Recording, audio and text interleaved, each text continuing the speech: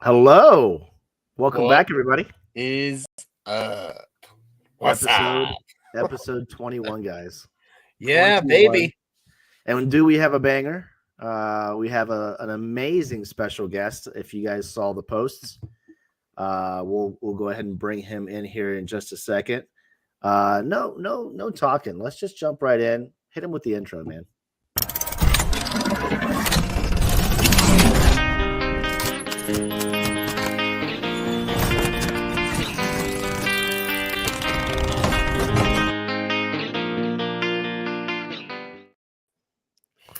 Bam. What is going on?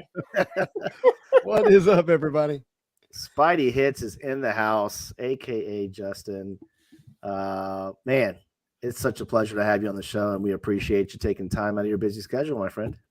Absolutely. This has been almost 2 years in the making with Joshua here. Yes. Thank you so much for joining our weekly show. You have a great show yourself, and you and Manu have been going strong.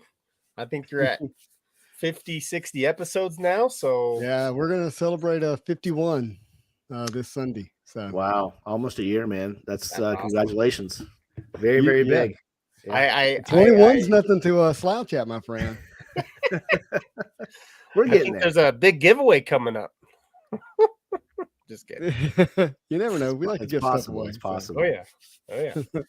So we got a fun show tonight. We got a lot of topics to talk about, and obviously we are here to ask you a couple questions. Mhm. But before we do that, let's go ahead and say what's up to some of the chat. We got Sean, nephew, Kellen, but Kellen. yes. Hey, Yes. hey, Sean. We got Captain Crockpot. Valor's in the Valor's house. in the house. Oh, my man. What is going on, buddy? I tried to get Val to go to Armando. lunch with me today, but he's just too busy. Too busy. I know Armando. I'm like the most blessed person in the world. I've got Valor that lives here, my brother. I've got Destin Givens, Brian Pullen. I got Brett Carden. You You're got a blessed. good community. Yeah, you're blessed, really man. blessed. Bad Wizard, what's going on? And, I got Scandale Cards and Comics and Nathan Brabone. So You got Nathan. That's good. We'll PVC. I got Charles. I got Charles here. Yeah, Charles. Hey, you got Phil too. Phil. And I you got got Phil. I Phil. got Phil. Marvel Showcase. What's up, Dave? Dave. Yeah, I'm in the hot seat. I got the AC on though. Retroverse is in the Retro's house. in the house. It's like 4 a.m. there, 3 a.m. Yep. And obviously, it's always nice to see a lot. What's up, Lonzo, yeah. Awesome. Nice. Well, let's go ahead and jump into it. Obviously we'll cover pickups and stuff like that here in a little bit, but Okay. kind of let everybody know, and I'm sure you're well known in the community already. But I'm more curious as to kind of what got you started in the hobby. I mean, start us from the top, and where you're at today. That actually goes in really good with my questions, actually. Yeah. So that's the very first question. I mean, it's hard for me to not tell my collecting story without just starting with the animated series, both X-Men and Spider-Man. It'd be unfair. You can see behind me, I've got the Spider-Man logo right there, and the X-Men's right there. And those shows meant a lot to me. Watching those with my brother, and then in fourth grade, ended up through divorce with parents, having to move to a different part of town. Ended up next to another kid whose parents were going through a divorce, and so we just ended up spending a lot of time together, became good friends, and his parents were already buying him comic books and Marvel cards, and even some Spawn stuff, really. And so we just really bonded through that time together. That and Mortal Kombat, the video game, was another one. Oh, yeah. And and it just began to really become a deep-seated nostalgic memory for me, connected with my twin brother. And so that carried on through elementary into junior high, and then like most people, girls happened, and I discovered female at a pretty young age. And I've been with my wife now since she was 14. I was 15. That we started a family really early, and I just became a worker and a dad and a provider. And so for the first 16, 17 years of our marriage, there was very little time or space or money for me to collect anything, to be honest with you. And even when I would, my wife was very much, I don't want to see that stuff that was in our house. And so 2016, 2017, started to have a little extra money at the end of the month. All the hard work was really beginning to pay off. And then we decided to build a house. During that process of kind of putting the plans together for a dream house, I'd always had this vision for having a room that was a library that looked like a toy room threw over it. Was always the way it threw up on it was the way I would describe it. And my wife was like, yeah, you can have your own space now. You can do what you want. And even before the house was built, I had already filled up my office in our current house with boxes for stuff that I wanted to go in that room. I was so nice about finally being able to do that. And that really began with this action figure right here. Oh, very nice. So this was not the Spider-Man of my childhood, but when I started looking to get back in collecting, if you go back and watch the very first video that was ever on the Spidey Hits channel, it was about this Spider-Man. And it was I got this out of garage sale, and when I got it at a garage sale, this thing was already selling for like $100, loose, and I paid $10 for it. Didn't even really know what it was at the time. They called it the McFarlane Spider-Man because of the eyes, and it's really more of a like a J. Scott Campbell Spider-Man, actually. Yeah. But anyhow, I made my first YouTube video. My first YouTube video, I said, "Hi, I'm Spidey G09, and as always, I hope you're having a marvelous day." That's literally the first words of my first YouTube video of 2020. Having no idea what the channel would become and what it would awaken. Well, November, December, January, I'm making Marvel Legends collection videos, and my brother calls me, says, "Hey, check out this video from Swaggerhouse, the guy that you guys had on your channel not long ago." Yep. And he was like, "Hey, Marvel cards are blowing up." I watched it and I was like, these are the cards of my childhood. It's similar comments that you guys have probably seen that I see on my channel all the time. And I went and grabbed them and I told Dustin, I said, "Sit down, we're making a video." And we made a video, something like "Go get your Marvel cards out of your basement" or something. I can't remember what it was, the title of the video. And that's when my boy Joshua found me, right? Yeah. With that video. And that, as much as I was already enjoying just being back in the Marvel space of collecting, which by the way included comics, and I know we'll get to that later, but Marvel cards just awoke in something even deeper for me. And it coincided at the same time that Marvel Masterpieces was being released on Upper Decks E-Pack. I discovered one of the Facebook groups, the Marvel Card Collectors Worldwide group. Figured out what E-Pack was to some degree, gambled away about $5,000 or $6,000 over the course of like 4 days. And because I couldn't imagine how somebody was paying, $500 for a PSA 10 90MU card. And I'm looking at, a tier 3 is numbered to $999, like, and it's on premium stock with original art. How could this not be worth $1,000 if that's worth $500? And, was misinformed and hyped up and ended up, buying quite a bit of cards on E-Pack and learned a valuable lesson there. But man, I was then at that point, was making content around it, started buying some of the boxes of my childhood and just said, "I'm going to put these on camera and enjoy it." And then it just began to grow from there. And here I am today. Yeah. I mean, when you bringing up that McFarlane figurine or the toy there. Action figure, my friend. Yeah, action figure. There you go. Sorry, I lost my words. But bringing that up, we'll be fine. I don't know if you remember, you made a video that you received a package in the mail, and you started pulling out so many of these action figure Spider-Mans. You were so happy. You pulled out like 7 or 10 different little Spider-Mans, and that was around the time that I got back into collecting. So when I was looking out for people putting content out there on YouTube, you pop up, and you helped me get back in the collecting Marvel cards, and I too jumped into Marvel Masterpieces 2016 Joe Jusko because I fell in love when I was in the 92 Masterpieces with Jusko, and that's what got me back in. So I owe it to you and your channel on how I got back into Marvel and getting. I didn't know that. Yeah, man, that makes me so happy. That's cool. I remember when you first started jumping in the chats, man. So you're telling me without this guy down here, we wouldn't be here. We wouldn't be here. We wouldn't be here. You're gonna make me cry right here on camera in front of everybody. No, but that's kind of similar to me too. Is I was researching pop figures by anything, right? Because it was just collectible stuff, pop figures and stuff. Because of my kids wanted to collect this stuff, so I was like, all right. Well, let's look at seeing if I can get some rare pops here, figure this all out. So I was trying to research videos of collectible pops and all that.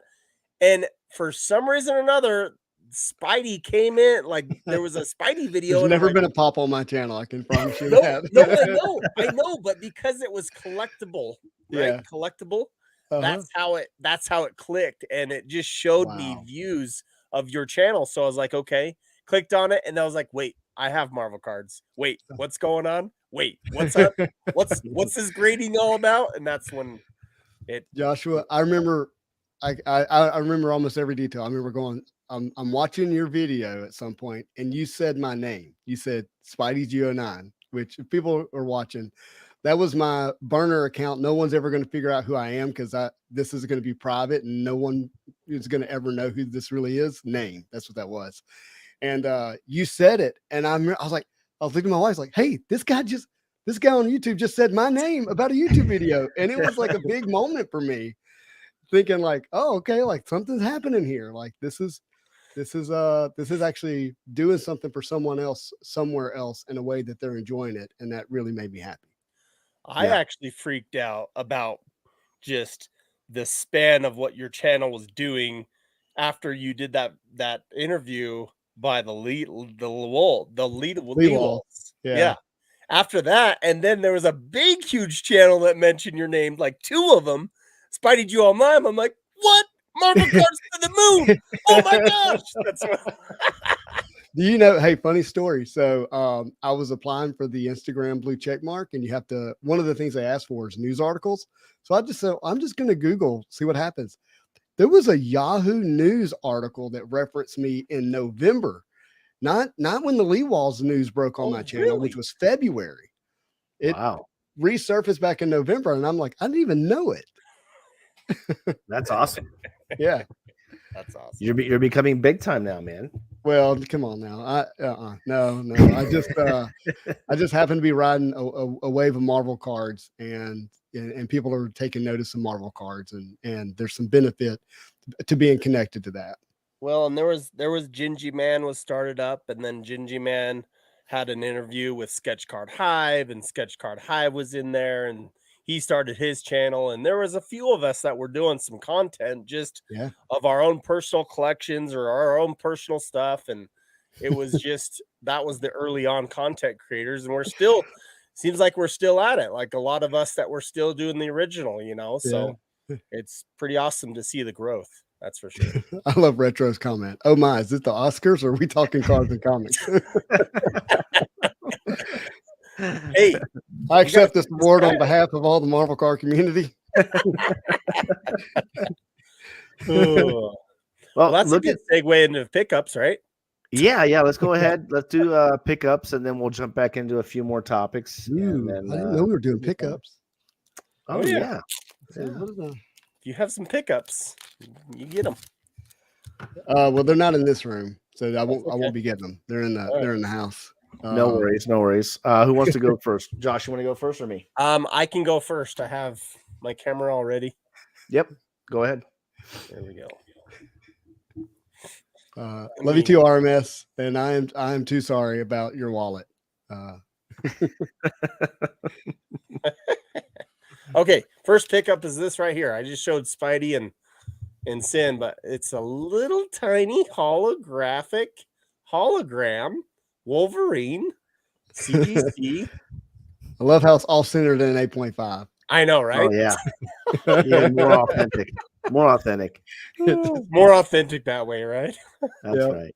So that's a fun pickup. That is fun. So, all right. I had these packages all opened up, but just not all the cards taken out. Oh man! All right, check that out, guys. This is Daredevil. Daredevil.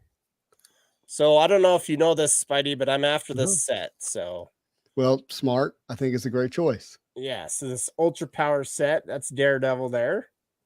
That's pretty sweet. Yeah, busting through there. That's awesome. I'm not going after the numbered versions. I only need one numbered version, and that's Wolverine. So don't need that one. Well, if I somehow get the Spidey without having to get rid of the Wolverine, I may go after the number versions. Yes. All right. So I got this one. Finally. There you go. Oh, he's got some stuff coming out of his arms. Yeah, it's adamantium for some reason, I think, but I don't know. I don't know what to put on this. Justin and Manu somehow overpowered my never buy cards again so much that I picked up a Jim Lee X-Men box today. Oh. I have that effect on women. We got some baseball cards. Oh, there you go. Yeah, I didn't pick them up. These are freebies. They're blocking the Marvel cards. Okay. I enjoy baseball cards. Faking you guys out for a second, right? I'm kidding. No, I like that one. That one there. That's just the best insert in Fleer Ultra Avengers, in my opinion. For Black Widow, or no, just the Ultra Powers in general. Oh yes. No, I agree. The red ones are sweet. And whether it doesn't, I'm not saying it matters, but it's actually a sports insert. Ultra Power is. Yeah. Ultra Power? Yeah. Yep. So that's cool, huh?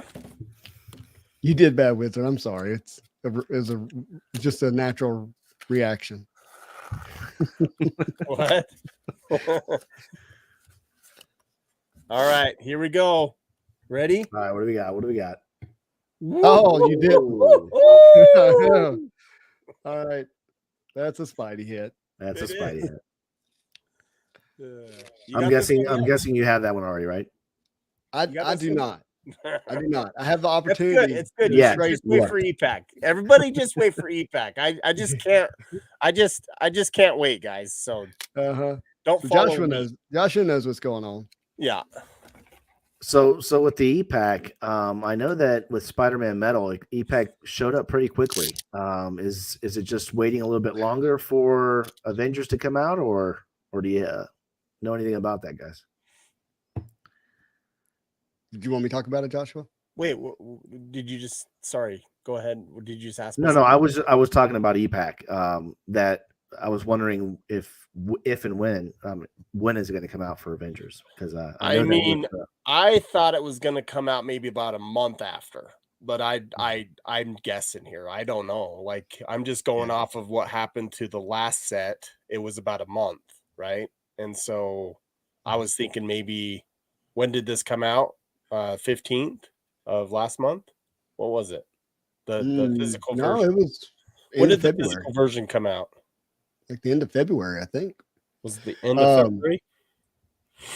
Or 1st of March? Anyway, I can't remember. I don't know. It's been a little over a month. It's been a month. Yeah, it's been a month. Yeah. Then I'm not sure. Maybe there's a delay on them. I'm not sure. Well, I'll say this. I think Upper Deck has a desire to do the physical and EPAC release pretty simultaneously. But there are cards that go into EPAC that they don't always get in time, and that can delay when they actually put it in, especially when there are odds that include cards like sketch cards or auto cards. And if they don't have those in time or enough of them, it'll delay it longer. And so I think that's what's happening here. I think they were waiting on some stuff, and as soon as it gets in, I think we'll see it hit EPAC. And look, obviously there's some strategic aspects of something just came out and all that stuff, but I mean, when you see that they put out Into the Spider-Verse, WandaVision, Winter Soldier, and gosh, what else? Well, we will see Loki. I mean, they're just dumping them all on top of each other on EPAC with no real strategic system for that. So when I say strategic, I don't think it's a lot when it comes to that. So do you think, I guess with that, because we got a date of was it April 6th for annual? Do you think that has any effect on the release for EPAC on this Flare Ultra Avengers, or do you think it's not even correlated? Man, I know what I would think, like if I was at the helm and having some direction over that. But I don't know. I wouldn't be surprised if we don't get both of those next month on EPAC as well. Yeah. Okay. Yeah, because I just noticed that it came out pretty quickly with Spidey Metal. Well, yeah, Spidey Metal, Into the Spider-Verse, and the like I said, WandaVision and Winter Soldier. They all came out. EPAC was very close to physical release. All right. Next couple pickups here. We got 3x3 Thor. We got Captain America 3x3. Yeah. And then Captain Marvel. And guess what this will complete? I have 6 others. There you go. Complete the whole puzzle. I'm excited. Good job, bud. Probably be posting that on my IG soon. That puzzle of those 9 panels would look awesome if it was framed on a wall. Well, yeah, Tom Fleming, I mean, he didn't have a lot of time to do this, and he still did a great job, I think. So I think he thinks Captain Marvel was the one that got sacrificed in the time crunch. yeah, he definitely said that the best was this Captain America one in the middle. Mm-hmm. I like Hulk and Thor too. Hulk looks really awesome on it. Yeah. Yeah. All right. Well, I think those are my main pickups, but I do have one other thing, and I wanted to ask Spidey about it. Oh, because it actually affects Spidey a bit. Oh. So you might be able to. If you pull out a Gwen Stacy autopsy report, I'm gonna be really upset. So on Instagram, there was a guy that reached out. Well, I actually saw him make some stuff. And his name on Instagram is right here. John. Oh, yeah. John Beebe. Beebe. Yeah. From overseas. Exactly. So he did some stuff for me. Okay. Yeah. And you'll actually see it and probably say, hey, I got a similar thing on that one, because he showed me a couple pictures of what he did for you. And I didn't even ask him about it. He actually showed me, and then he's all like, let me make you some. I'm like, oh, isn't that nice? Okay. Yeah. So sweet. So check this out. Watch what he did here. All right. Oh, man. Look at that. That is cool, man. That is cool. Is an awesome opener here. And I don't even like get like bottles that have these, but yeah, you're not buying beers. Yeah, no. It might be able to open up a couple root beers if I ever get bottled root beer. There you go. Sometimes I do that. So. Or the Mexican soda. The Mexican soda is awesome, man. Mm-hmm. Yeah. But shout out to John. If you ever want any custom stuff made, look at that sticker. Huh? The sticker on that. Yep, Where? you just peeled it off. Oh, right here. Yeah, he came up with that or something. It's got an X logo on it. An X. I'm thinking it's for X-Men. All right. I got this as well. Got 2 of these. Oh, he loaded you up. He did. They did. It was like a giveaway. And then where was hit the that? nail on the head with that one. Giveaway. Okay, there's some other stuff in here. Sorry. Hold on. So he made you a card, didn't he? No, he did not. he made you a card like this. No, he did not. Has a QR code on the back, I thought. Nope. No. Well, if it was in there, I missed it. You missed it because he made you, I think, a card. You got to relook at that. No, he showed me it. Long gone. I can show you a picture. But that is these too are cool, man. these are QR codes. One goes to my Instagram and one goes to my YouTube. That is cool. Like, I was like, whoa, these are sweet. That is very really cool, sweet, man. Shout out to John. Appreciate him. I'm gonna put his Instagram link in the notes after. Anybody wants to go check his stuff out. So now he doesn't have a lot can- of stuff on his Instagram. Just message him and he can show you what he can do. Pretty awesome. Well, That is now you can duplicate those, and that's your business card. All right. He gave you one of these, I'm pretty sure. I got an air freshener. Air freshener. There you go. Dude, that's cool. Here's my air freshener. That looks good. And all he said was like, you just got to sprinkle some scent on it, and it'll be a good air freshener for you. So that is too neat, man. That's awesome. Cool. Okay, got one last thing. This is actually what I wanted. This is actually what I was talking to him about, and then he threw in all these for nothing, and he actually only charged me what would like it was a great price. So that's all I wanted to say. So. All right. And I wanted to help him out and shout him out. So, yeah. Okay. You ready for this? All right. Here we go. Oh, you didn't. Oh, yeah. Oh, that's cool. That is awesome. So this is a metal print of Wolverine. And I knew I wasn't going to be getting my PMG anytime soon. So, this is sick. This was awesome. That is too cool, man. So he showed me a couple prints that he did on metal. Yeah. And I'm like, those are really sweet. I'm like, I wish I could have something like this and with this artwork on it. And he's like, messaged me a couple, like an hour later saying, hey, I got that done for you. What? That's too cool. So Stuart Eminem, the art guys, definitely the 2013 Fleer Retro image, as well as the 2015 Fleer Retro image on the Impel throwback, as well as the Vibranium 2015 insert. So, few inserts from that. Looks good on a card. Yeah. Pretty awesome though, huh, guys? Swami, I did see it, but I wasn't going to talk about it until Sunday night. Uh-oh. I'm just kidding.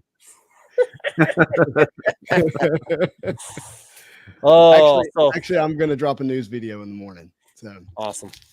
Nice. It's going to be good. But we talk about it here. Upper Deck did a what if drop, which includes the zombies.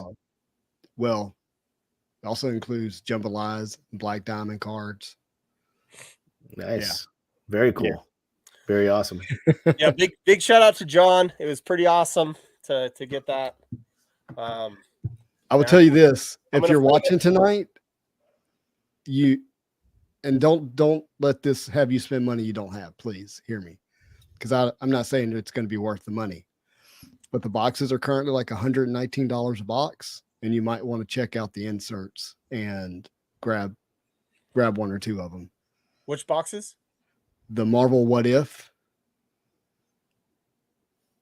It's a new release. Yeah. Mm-hmm. I can see that those could be extremely popular. Yeah. Just because of the retro. No one likes a rat, Swami.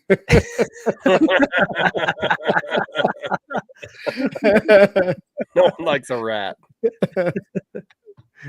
That's awesome. That's funny. Awesome, man. All right.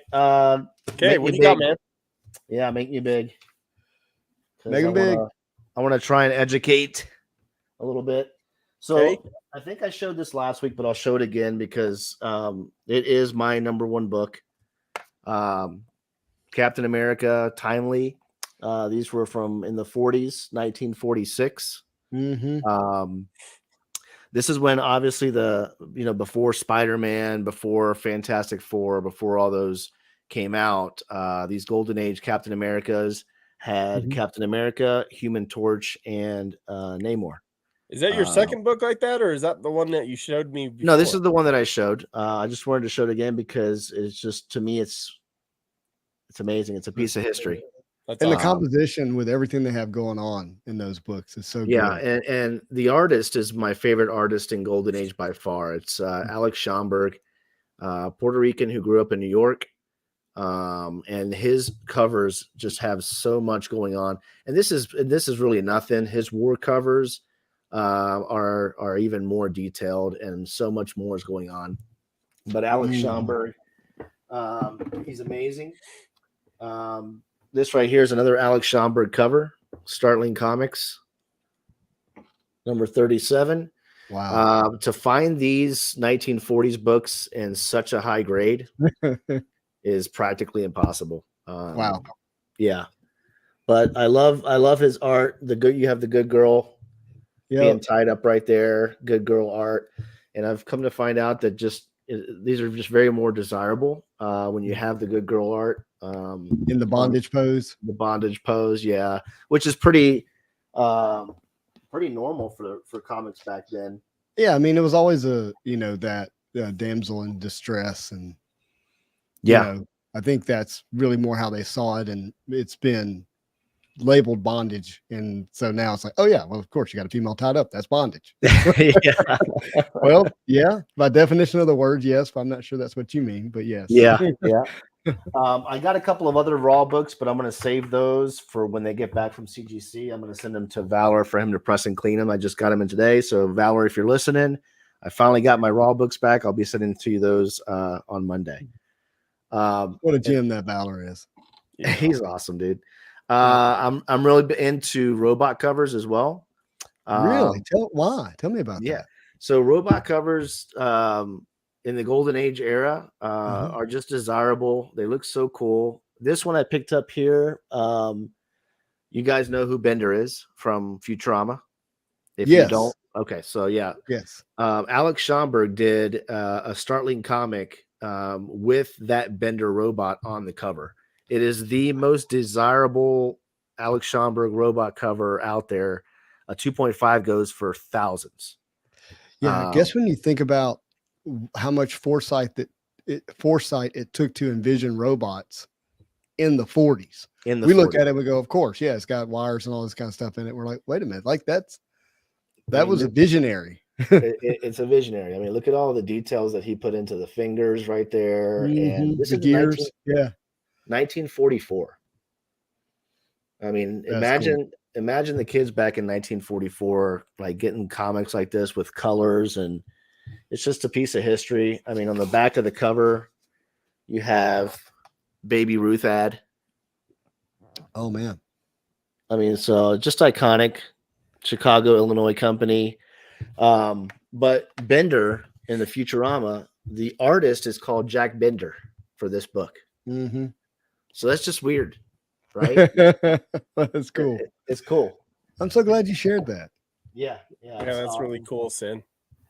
Those were my three or my couple of pickups. I picked up some other Raw books. But yeah, so I'm just heavily into those comics now. These right here, for any collectors out there, and I think I've mentioned this before, these are the Gerber photo journals. They have 40,000 Golden Age books, every single cover that you could think of for the Golden Age, and it gives you stats on the bottom of rarity for these books. So if you guys want to go to Amazon and you want to do some reading, it's a good coffee book to pick up. Both volumes, volume 1 and 2. What does a book like that cost? $100 for both of them. Yeah. And they come with these little dust jackets. I just didn't want to damage them, so that's why I took them off. But they look like this. Oh, that's cool. Yeah. Photo journal. Guide to comic. Gerber was a guy. These came out in the mid 90s to late 90s. But he took almost his entire life looking and going to collectors and taking pictures of all their books and their collections.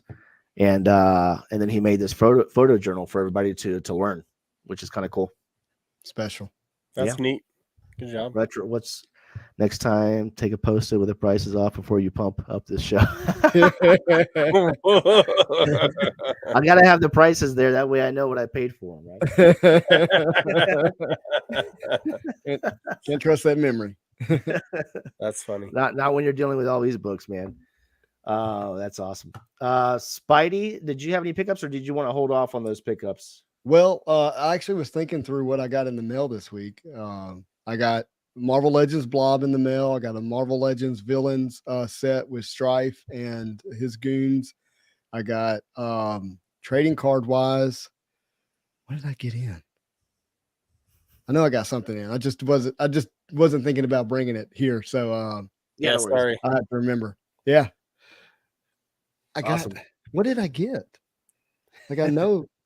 Well, one thing I can't say or share yet. And when I do, I'll say, hey, this was that night on Marvel Bros that I couldn't share it. But there was definitely that. And that was actually a trade. I don't know. I can't think of anything else. Yeah. Oh no. I did look all right. It's confession moment. Okay. I'm actually like only able to share about 35% of like what actually goes on in the hobby for me. Because it involves other people and stuff at times. Yeah. But I acquired what can I say here? Some really, really good sketch blanks that are really, really awesome. And but they're going to go, they're kind of just passing through me. So they're going to end up with other people. And so I can't show them. Sure. So, because it'll be obvious, because if I show it, it's on the channel. Yeah, it's all good. But anyway, they're like really cool. And the fact that I was able to even come across them and acquire them is really awesome because they're awesome. So nice.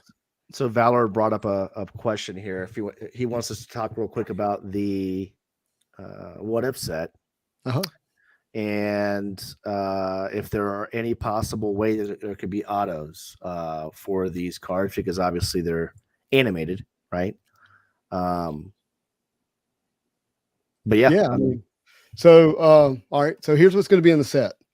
They're going to have acetate cards. And it's going to be called Clear Cut Chapters, 81 cards following each episode. If you haven't seen the What If Disney Plus episode, they're coming out with season 2. That's what it's referring to as season 1. You got the acetate originals, which are 18 character cards. And then you have, are you sitting down? Marvel Masterpieces Battle Spectrums. 2 characters battling out from the series. Then and they're labeled Battle Spectra. Yes. Marvel Masterpieces Battle Spectrums. Then you're going to get What If Zombies, highlighting the zombie characters from episode 5. Then you're going to have Black Diamond, which is using the design from Upper Deck's Black Diamond. Look for the stone relic versions. Remember the Infinity Stones were a big part of the episode towards the end. Yep. The chase hits will be the Infinity Ultron die cut metal cards, Frozen in Time plexi cards, Jambalaya cards, and What If Zombie glow in the dark cards. Wow, jambalayas, huh? Pack hits on average will be base cards with Upper Deck's flagship cards, clear cut chapters, additional chase cards. Box hits on average, not guaranteed. Are you ready for this? The acetate originals, 1990 Marvel Universe Dimension Parallels, medallions again, Watcher Sight cards, serial number cards, and possibility parallel cards. Hurry, everybody go out and get some. Configuration of 15 packs per box, 6 cards per pack. Currently under $120 a box. Wow. That seems exciting. If you like the episode, for sure. I can't check out. Something's wrong. If you don't like the What If episodes, don't buy it. No, you gotta like the episodes. If you haven't seen them, like Spidey says, don't go out and buy them. I loved those that series. It was amazing. One of the better of the Disney Plus shows, in my opinion. Just very enjoyable. Yeah, I actually got me a What If shirt from Disney because I enjoyed it. I like I love it when it's like, okay, let's not mess up the 616. Let's go outside of that and just have some fun over here. And it's not real, none of it's right, but it's not connected to the main 616 universe. I just thought it was fun. Even the comics are fun, right? The What we If don't comics. get Jane Foster, right? Without What If. Right, exactly. That was the first appearance of Jane Foster in one of the What Ifs. Well, Jane Foster as Thor. Yeah, Thor. Yeah. But yeah, that's awesome. Thanks for sharing. Yeah, thank you so much. Retro jambalayas are gonna be like pawns if they keep making them. Bring it, baby. Bring it. Because the original jambalayas are still very short printed. So who cares? Yeah, those are case hits, right? Mm-hmm. Yeah. What If from Masterpieces. That's insane. You have What If from Masterpieces, and then you have the What If series having Masterpieces. I love it. Awesome, man. So cool. Let's go ahead and I just wanted to ask you one question before we dive into a couple of news. Let's do it, man. What got you collecting comics? I mean, the easy thing for comics is that collect them as a kid. The characters I know and love, covers I know and love. I actually enjoy drawing whenever there's space in my life for it. And growing up, I would just sift through my comics and draw the characters over and over and over again. And one of the things I would do growing up would be stay up really late looking after my parents, and to keep myself awake, I would draw, and I would do that from comics. So comics were never, as a kid, that wasn't, to me, there wasn't as much of like, hey, I'm collecting this thing and it's going to be worth a lot one day. Like I read them and looked through them, and I wasn't like Manu and pulled out a 9.6 from my childhood, and which I think is amazing for him. But this wasn't my relationship with the comic books growing up. And then I was in love with the same covers that everyone else was in love with. Anything Todd McFarlane related, I was in love with. Jim Lee, X-Men, just over heels. Joshua's artist that doesn't get enough love from the community, the Kuberts. Their version of Wolverine is still Adam and Andy, baby. Still one of the best. I love that, that art. And then going to the store and like seeing the next cover that came out, and doing that kind of thing. And so that was in the childhood. And then as an adult, there was, some picking up of comic books here and there, but never the idea of spending like $50 to $100 on a comic was so foreign to me for so long in my adulthood. And it wasn't until, like I mentioned earlier, opening up the show, that in 2017 started like using that muscle of buying comics. And the first like big money I spent on a comic book was ASM 300. And that's kind of a lot of people's story. I remember, I think it was like $350 is what I paid for. I think it was at 8.5 at the time. Maybe it was less than that. Maybe like 175. Whatever it was a lot of money to me at the time to buy something that wasn't, going to my girls or my wife or some investment or something like that. And, once you do that once, then you can do again and again and again. And that went on for probably 3 years, buying comics. So you can see these comics up here, right? Yeah, absolutely. And in the study is where my bigger comics are. And I actually was buying up through 2021 and 2022. The Marvel Legends, the Marvel cards, and the comics. To do all three of those, was just too much financially and space. Yeah. And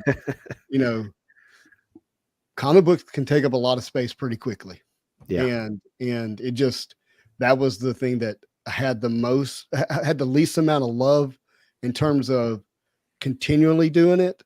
And that was probably that was the collectible that lived most in like the spec world for me. Like, hey, buy this because it might be worth more later at that time. And so I stepped away from the amount of those books that I was buying. Yeah. I mean, for me, it was, getting a Mad magazine when I was a kid, because they were so risque. The stuff that you found in Mad magazines was not what kids should be looking at. Right. And I would sit there and I would trace over it with, tracing paper and just draw. Right. And just like you going down to the local comic shop. I was a 90s kid growing up. I mean, I was born in 1980, but we grew up in the 90s. And what do you do after school? You go to your LCS and pick up Marvel cards, baseball cards, comics, whatever the case might be. And I think we all enjoyed those years of our lives. Yeah, no doubt. Dave, these are 9/8 reprints. So, which, they're still cool books, but they're no, I didn't point out, then they have 15 9/8 and say my big books are in the other room. So a little off topic from Marvel. What's your fascination with Spawn? Because I know you have a sweet spot in there. Yeah, I mean, Spawn is, I guess, how do I say this? You do care, right? I do care, but Spawn, like, how do I say this? Goodness gracious. All right. So Spawn came out in 92. 92, I was 9, right? So it wasn't until about 94 that Spawn like really came into my peripheral. And it was in a season of my life. Yeah, because Todd. It was in a season of my life where I was super captivated with the art, and I was in more of like a grittier, wicked place in my life as well. Like my childhood, 6th through 8th grade, was just pure, wickedness. I got arrested, fights, drugs, everything, the whole 9 yards. And so that gritty, grimy, tough place for Al Simmons really resonated with me because I felt too like someone who was walking on a razor blade, and it didn't matter what I did. If I leaned to the left or the right, I still got cut in my life. And that's what happened to Al. He's like, you know what? I want to protect Wanda, but to do that, I got to kill this evil dude. And all I'm doing is filling I'm filling Hell's army. Yeah. Hell's army. And so like the good I do is bad. And that really resonated with me until the December of 99 when I got saved. And when I got saved, my whole life changed, and it changed my outlook, my direction, the way I viewed others, the way I viewed myself. And I no longer felt like I was walking on that razor blade again. And so my, internal connection to Al Simmons began to wither. But my appreciation for Todd's art and appreciation, for Spawn, the character, that's always been there. So I've got Spawn action figures, Spawn comics. I got a 9/8 newsstand of Spawn 1. So I do love those, but it just didn't stay with me as a person in the same way that, say, Peter Parker Spider-Man did. Sure. Yeah. No, that's awesome. Mm-hmm. All right. So I'm going to bring up probably the biggest thing that I wanted to talk about tonight. Let's see if I can share my screen here real quick. Well, Swami's been to Todd's house a few times. His daughter was in my grade in high school. Always blew me away. He was a Spawn creator. Wow, dude. That's huge. That's incredible. That's awesome. Yeah, that's huge. I'm 1 degree of separation from Todd.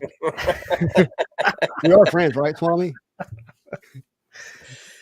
All right. So Beckett's news today broke, and I kind of want to get your take on it because, a lot of people have graded Marvel cards, sports cards, all types of cards with Beckett. And the news today that came out is they are now allowing Gem Mint 10 cards, which means that if you have sent a card into them from now until whenever, and they comes back with 3 9.5s and a 10, they will give it an automatic Gem Mint 10 grade.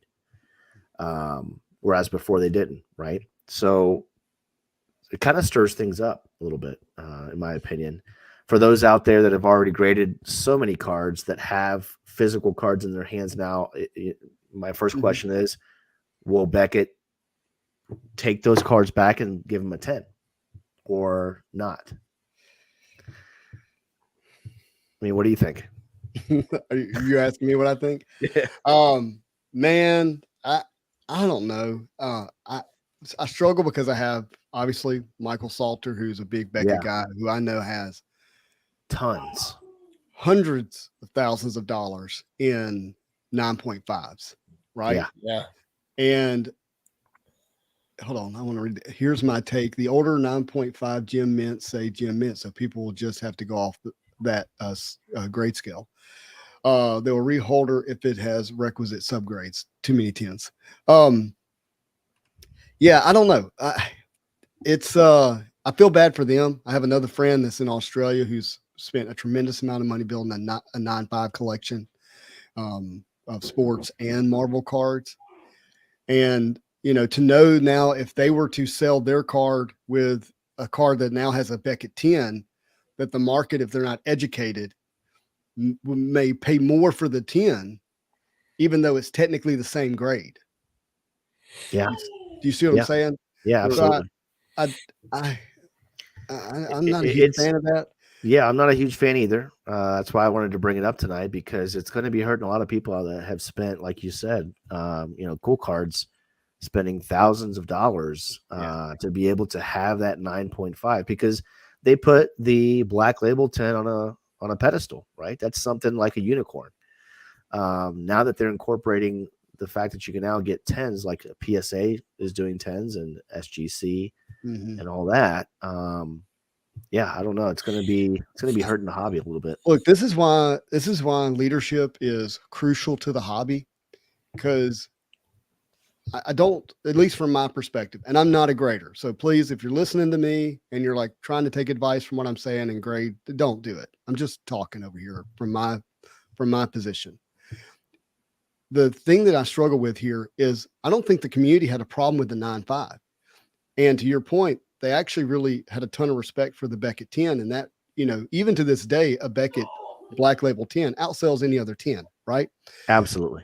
And so the issue here is leadership as it relates to the company. We're talking about customer service, accountability, integrity, grading consistency, having some, thought on how to properly create a culture and an awareness of your company's success already and getting that out there.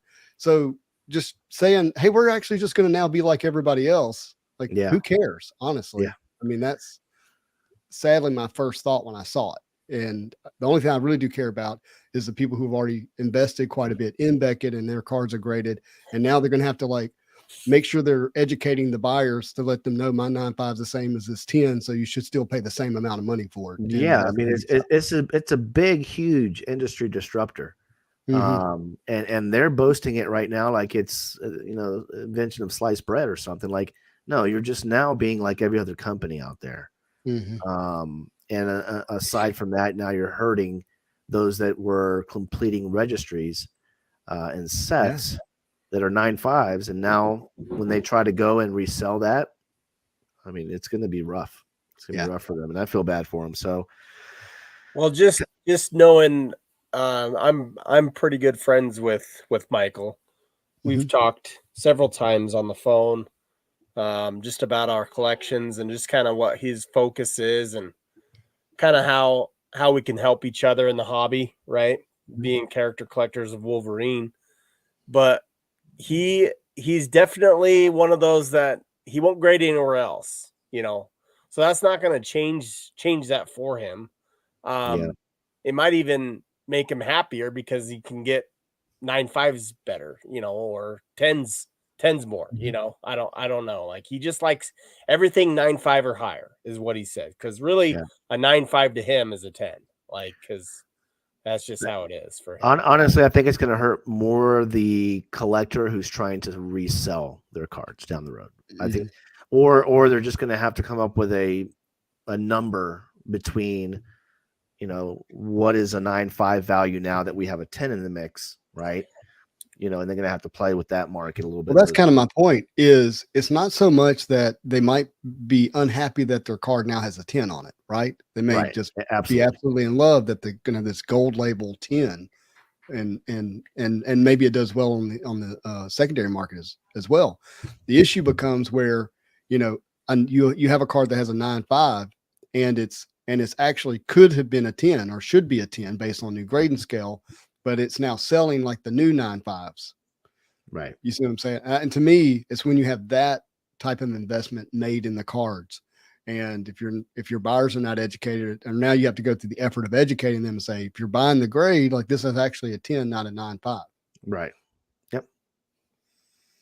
We'll see. We'll just have to wait. The chat, I mean, that was a bombshell for the chat. Mm-hmm. We got Swish Rips that was collecting, obviously, BG cards. PSA stays the most popular as a 10 is a 10 and not different ones. People don't like it. It's too confusing. Well, people like to be able to compare stuff easily in their mind. Yeah, it's a good point. There's a reason why banks sell interest rate. It's not because it's always better for you. It's because it's easier to compete in your brain. Yeah. When they start complicating, when they start complicating stuff, that's when it starts to create turmoil.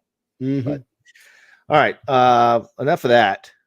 That obviously stirred the pot a little bit. Grading always does. Yeah, and to me, grading is subjective. Before I just add to the next thing that we're going to cover here, it's the same thing kind of with CBCS and CGC, right? Mm-hmm. The values of a CBCS compared to a CGC, we're talking about a 20% difference in price, and with a 9.8 CGC and a 9.8. That's a lot, by the way. 20% is a lot. It is a lot. It is a lot. In some cases, depending on the book, it could be 10%. But for the most part, people are just after the CGSs. Well, at one time, I mean, there were people that were actively buying CBCSs, cracking them, sending them to CGC, and then reselling them. And there was an arbitrage there. Yeah. I don't know if it's still there, but like they were making money just doing that. Well, and that's the devil's advocate that CGC's playing, is that they know that people are going to crack and resub, and it's going to keep making money. When people do that, and it happens in the PSA world also, in the Beckett world, the pop counts go up, right? Mm-hmm. Now you have more comics that are being graded, more cards that are being graded, and they're the same exact card that went through the process before, which increases census count, right? But that's, I mean, for someone to be able to do that, it's kind of almost practically impossible, unless that somebody draws a specific piece of information on a comic book cover and it's exactly the same, then they receive that same exact image or that comic again, and they can pinpoint it. Are they still calling it Pristine 10? With what? With the black label and 395s. No, it's a Gem Mint. Gem Mint 10. Yep. All right, so Pristine has to be 2 or 3 or more. Yeah, it has to have 2 10s. 2 10s. Yep. Okay. 2 10s. Right. And then the black label is 4 10s. I've only had a few Pristine 10s, and those were my 1995 Marvel Overpower, as Jake would like that. Right. So I'm working on pulling it up here. Okay. Yeah. So here's how it reads. A black label 10s, 4 10s, the Pristine, right? Yep. A gold label Pristine is 3 10s and 1 9.5. A gold label Gem Mint 10 is 2 10s, 2 9.5s. A Gem Mint 10 is 110. 110 and 3 9.5s. 3 9.5s. And then a 9.5 Mint Plus is all 9.5s. Okay. So many different things there. That people have to digest, right? It's really interesting. The card that they chose, to like, let me see if I can turn down the brightness here, to share this, is a Han Solo Weiss Schwartz Star Wars card. Yeah, I see it. It's weird. A TCG Star Wars card. That's funny. I'm like, okay, yeah, that's going to really motivate a lot of people. Maybe I don't know what I'm talking about, so whatever. Well, so has maybe 2007 Star Wars Weiss Schwartz was a big hit, and I'm not aware of it. Is Beckett 100% grading like from humans? Do they have any sort of hybrid? Like PSA says that they do parts of their grading now from a computer with AI. Yeah. Well, yeah, it's like hybrid grading is what you'd call it. But what is that? I'm waiting for the Skynet grading system. All our cards will be judged that day with the machine Terminator learning 2. technology. You know what I like to say? If you can hear this, you are the resistance. Yes. Let's I love that ask scene for whatever ChatGPT. reason from Christian Bale. Yeah. He's just like, you can hear, like, what the robots can hear too, man. They got ears. Look, I mean, businesses in general, if you're not using robots or AI, like you're probably kind of stuck in the mud a little bit. It's just we use it in the banking world all the time. Yeah. So a follow-up question from earlier when you were talking about your collecting. Mm-hmm. What is Spidey Hits' most prized Marvel card in your collection, not including the one-of-one Spidey you possibly still own part of? And why is it special to you? I mean, the number one card for me is the Amazing Fantasy comic cut. Is that okay? Yeah. I mean, in terms of like everything connected to it and around it. Yeah. Yeah. Yeah, that would be it. So mine, I don't know if you know mine is. You're asking me to guess? Yeah. What is yours? I feel like I should know this answer, but it's not coming to my mind. I know which one it is. Yeah. It's the 30-year anniversary triple diamond. Oh yeah. Wolverine. Yeah. Oh yeah. Right. Because it's so different. Only card of its own in the set that's a Marvel card, and then it actually takes some of the Golden Age type comics and represents Marvel cards. Pretty sick. Pretty awesome. That is awesome. Yeah. So that was not a pack pull card. No, because I think it was an e-pack thing. I actually think it was given at an event in Canada. No, that's the 101. That's the 101? That's the 101 that was given. Yeah. Got you. It's all good. Yeah, Retro. I almost mentioned Overpower Spidey, but you know, I don't want to get everybody too hyped up, you know. I mean, look, here's the thing. If I just like being really transparent, I despise that question for the most part. Yeah. Because the moment you say, this is my grail, my prized possession, it's blah, blah, blah, I feel boxed in the corner. Yeah. I have a maverick personality. I want to do what I want. I don't want to do, you tell me what I'm supposed to do. I want to do the opposite. That's just in my nature. Well, that's why that follow-up question, why is it so special to you? That's kind of part of it too. And you know what? I may pull something next week that's more special. And you know what will happen? It'll change over time. Because that's just part of who I am. One of the things I love about being in this space and hobby, and like even my room, like it's in a constant state of evolving and moving and changing. Right. And I'm just not a stagnant human. It's just not. By the time I finished ninth grade, I've been to 7 different schools in 3 states. And that doesn't even include all the different houses and people I lived with. It's not in my nature to sit still and like be planted in this one thing. And so, yeah, that'll change over time possibly. But right now there's not a card I think that's probably not more valuable than that one. There's some debate there, but not more valuable. And certainly when you think about the Amazing Fantasy 15 comic cut, when you think about how few there are with a full body Spider-Man in the suit, right now there's 3 that we can point to. And so even though there's 15 of those, so I think if anyone was coming into my house and was looking through my collection and they were picking a card, I think that's probably the one most people would pick. Well, and at times that question's not related to the sense that I think I have a card that's probably worth more than that, more than the one that I mentioned. But at the same time, I think cards kind of come to you, and I guess you just feel over time that that's why, and you come up with a whole story behind it and all that stuff. And then it becomes more emotional to you. Like I to this day have a card that I will never sell. Out of all my cards I have, if the shiz hit the fan, and I sold my whole collection, I would still keep the one hologram card that I received from my dad in 1994. Yeah. In that Christmas. That's the one card. And it's just a $40 hologram, okay? Yeah. Of Wolverine. But I would never, ever get rid of that, ever. It's too sentimental to me.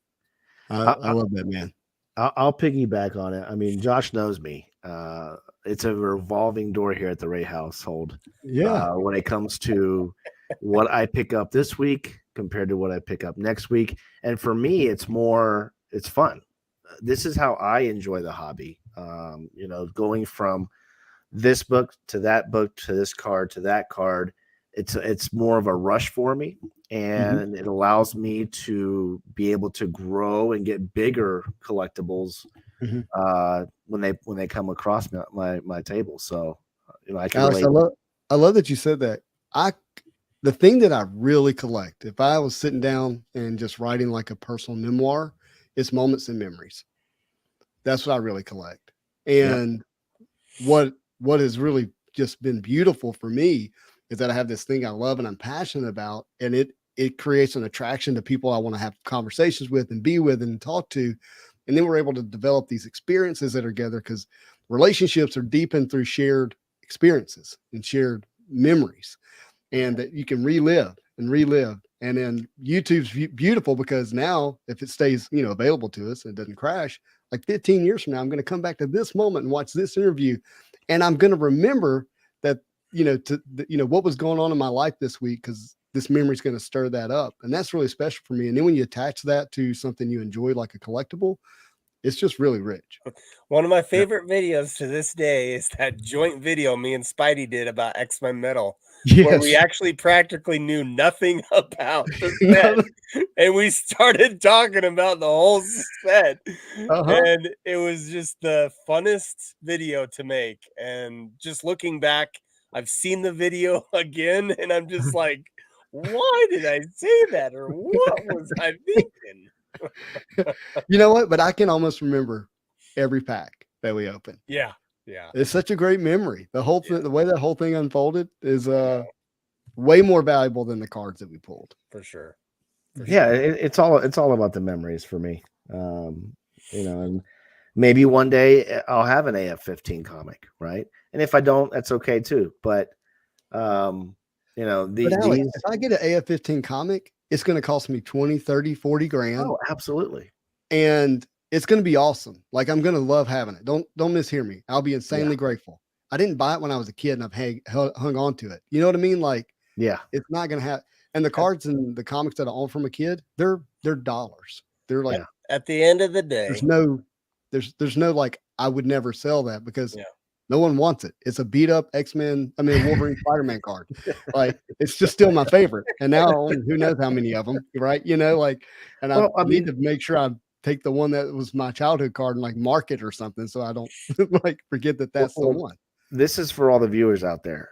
Everything that we buy as a collector can be obtained down the road. It might not be tomorrow, but it might not be a year, but eventually you'll come across that item again, and you'll be able to hopefully pick that item up. And that's, for me, that's how I get my mindset away from possession, right? I don't want to have a tie to something like that that's like restricting me from enjoying the hobby the way that I have been these past few years. So, dude, all this stuff is actually just rust and dust. That's what it's going to be one day.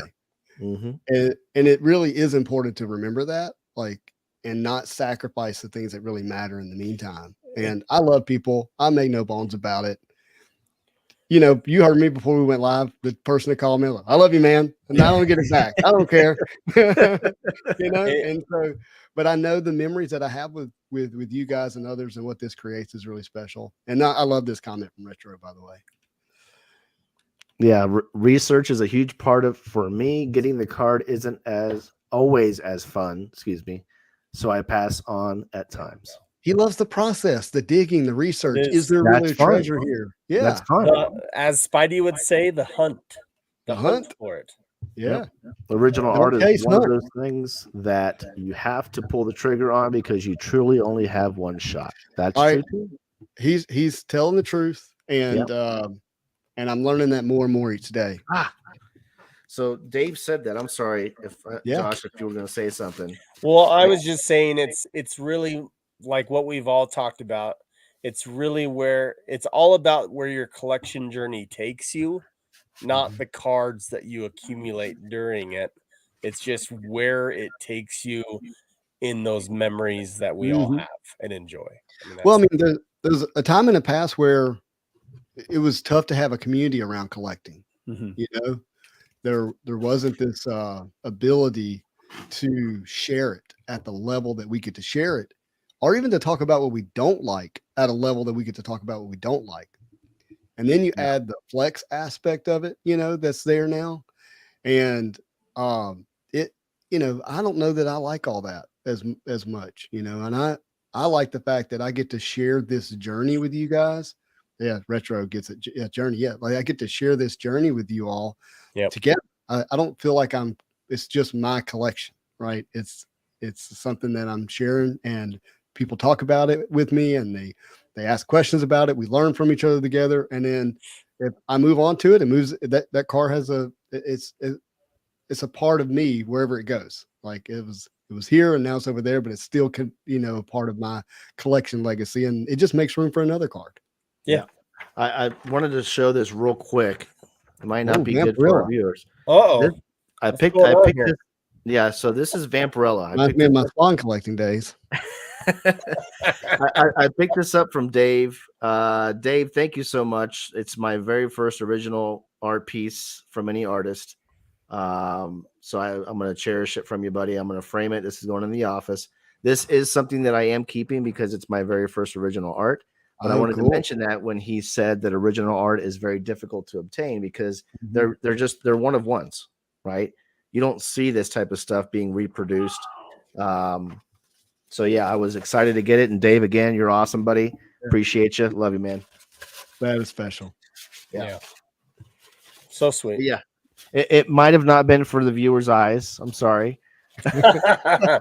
Well, at first I was like, okay, maybe we're gonna get Spicy Hits tonight after that comment about it's fun. No, so I brought that up because that's Vampirella, and I just picked up a Vampirella #1 in a CGC 6.5. So I'm gonna match that up. Yeah, so that was pretty cool. Is her first appearance in a magazine? It is. It's a Frank Frazetta magazine cover. She looks like Lucy Liu on the cover. Yeah. Yeah. I wonder what the Frank Frazetta original art for Vampirella goes for. Oh my goodness. If that ever made light, I mean, maybe Dave, you can light up the chat with that if you ever saw that ever sell. But if that ever makes it to an auction, I would easily over $1 million at least. I mean, it's such a coveted cover art. And Frank Frazetta is another artist that I love collecting as well. Like you said, Frank Frazetta original art you love collecting? No. Frank Frazetta comics. Oh, so gosh. He's done. Yeah, he's no. I don't roll like that, brother. I don't get down like that. But no, he's the artist that other artists want to collect. Yes. He did some famous funnies, sci-fi covers that are just amazing. Buck Roger on the cover type of art, and yeah, he's amazing. Very cool. I think that's all the stuff that we wanted to talk about tonight, Josh. If chat, you guys have any other questions for our special guest? So did we ever find out if there was a on MCU Marvel Cinematic Universe news? I did not see if there was autos. It did not say. Oh, autos. Yeah. I was gonna ask about Jonathan Majors. Did that all ever pan out okay for him? I didn't. Barbarella book. It feels to me like it's going away. Yeah. I saw there was news I think yesterday that I saw that the agent for Jonathan Majors was reached out to by Marvel, and they're going to try and work through it, just like Spidey just said. So Listen, it's unfortunate that something like that popped up for him. And I mean, I even saw other actors. What's the Michael B. Jordan, who just worked with him on Creed 3, publicly came out and said that he was difficult to work with on set. So he has apparently a aggressive bug in him. And I'm not spreading rumors that it happened or not happened, but apparently it seems like it is trying to be put away because of his involvement that he's going to have in the next couple of years. I mean, we're talking multiple movies. He is the next Thanos level villain, and I don't think they want to recast that or even trying to attempt to do that. So I did want to say love Mandalorian, right? And I just wanted to say that that Pedro Pascal, the one that has that same, there's a series called The Last of Us. Amazing series. Amazing. Great series. If no one's ever heard of it, look it up on I believe it's Netflix. HBO Max. Is it HBO Max? Okay. Mm-hmm. Great series. We watched it with my grandma or with my mom. The kids, some of the kids watched it. Great, awesome stuff. Yeah, they did an amazing job. Neil Druckmann made the video game. He was the director of the video game, and he also co-directed the series on HBO Max, like Josh just mentioned. But yeah, it's an amazing show. It's already having a season 2, and they're thinking about season 3 and 4. And my boy's the one that's had to tell me that there was a season 2 coming, and it's going to be 2024, and he can't wait for it to. And he's like, "I'm going to be 13, Dad." I'm like, okay. Pedro Pascal has been making waves. He is a beloved actor right now in Hollywood, and he's doing amazing things over with The Mandalorian. He's still going to have to pay for his sins for Wonder Woman too. So yeah, he was not the best villain in that. I agree, but it's a DC movie. Come on, we'll see what James Gunn does with those DC movies over there. I think. Yeah, go ahead. Do you think Jonathan Majors is a true character actor where he like stays in character on and off scene? So I have a theory here. Mm-hmm.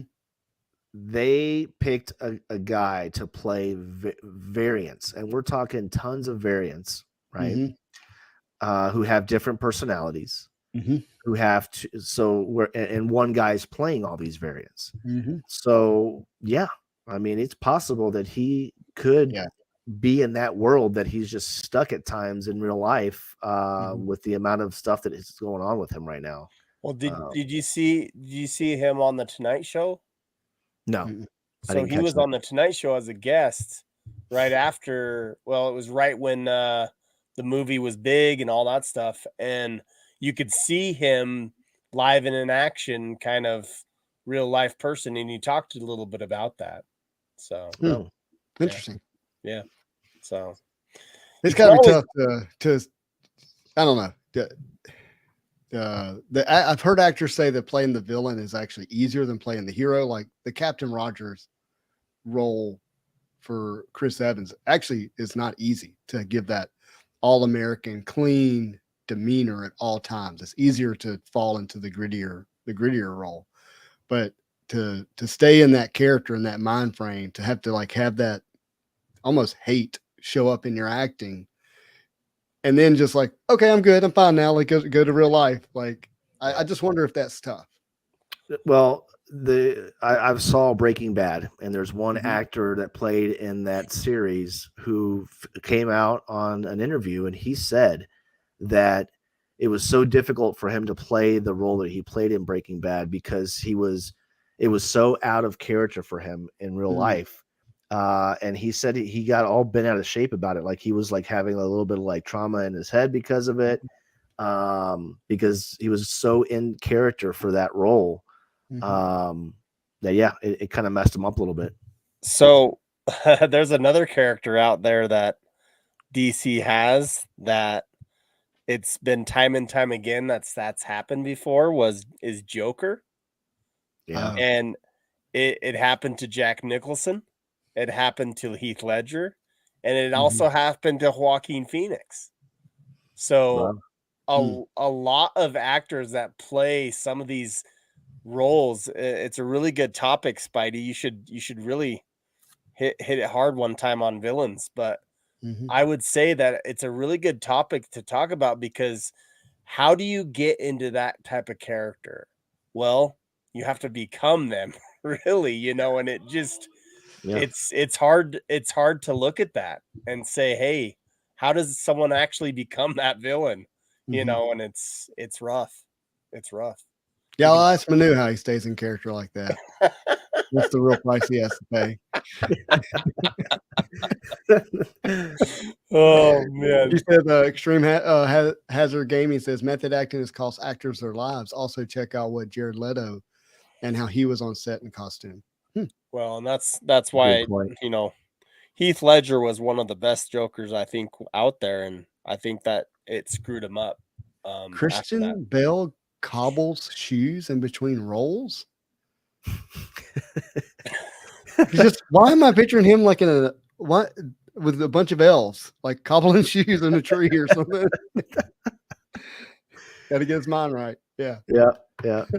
Once you watch Equilibrium, you will look at him a lot differently. That movie was awesome. I haven't seen it. Sweet. You got to see movie. It's an amazing movie. So awesome movie. Great Christian Bale movie. Oh yeah. So Retro says, I find it hard being retro, having to take this loss out of Gingy all the time. Yeah. Oh man. I bet so I did want to scroll back up real quick because this is how interesting original art is. And Dave says this. The Vampirella number 5, not the number 1, the number 5 cover sold for $283,000 back in 2013. Yeah. And I think he's saying so the first cover would do over $1 million. Oh yeah. Yeah. For sure. And I think I've heard about some Frank Frazetta stuff doing close to $1 million or something like that. So he's an amazing artist. That's it. That's all we got. Spidey. Yeah. Pleasure, man. Thank you Always. so much for coming on. We'd love to have you back. And obviously, guys, if you don't know where to find Spidey's about to tell you where to find him. So why don't you go ahead and plug yourself? Look, I come on over to the Spidey Hits channel on YouTube, and feel free to check out the content there. Primarily Marvel cards. I'll venture off into some other stuff if it connects me to my girls or something like that. But it's primarily Marvel trading cards. They have the Marvel show every Sunday or Tuesday night, depending on what's going on in the world. That's weekly, and then I'll have as the news builds up, I'll do the Marvel card news, and then on Saturday mornings we have Saturday morning Marvel cards, which is a lot of fun. And tomorrow morning you're going to see a box of 1995 Marvel masterpieces opened up, which will be the first time that's been opened up on the channel. There's been some packs here and there. It's been some cards showing, but sorry, just retro. Yeah. Hashtag got it. And but anyways, we're giving away free content, buddy. Yeah. Free content. That'll be tomorrow morning. It should post if YouTube doesn't create any issues, because it should post around 9:30. And yeah, find me on Instagram under Spidey Hits, Twitter Spidey Hits. Twitter is I've actually been really enjoying some of the content and collectors that are on Twitter as well. And then I do have the Spidey Hits Discord. So if you want to wander over there, just know that there are rules to the Discord. It's not for everyone. You gotta love people, love Marvel cards, keep it marvelous is the rules for the Discord. But dude, there's a lot of knowledgeable people there, asking questions, answering questions all day long. And so it's a good place to go. So I do want to show you one more thing on this. Did you just do that? There we go. Do the Twitch. It says Marvel Cards Baby. Yeah. Right there. Nice. Big fan of that Marvel Cards Baby, guys. Yeah. Yeah. Well, everybody watching, thank you so much for being here, guys. Episode 21 is a wrap. Make sure if you haven't already, like, comment, subscribe. You guys know the routine. If you're not following us, make sure you follow us both here and on Instagram, guys. And we look forward to another awesome show next week. So thanks again for coming, and later, guys. Thanks for having me. See you guys. No, thank you, Spidey. Appreciate it.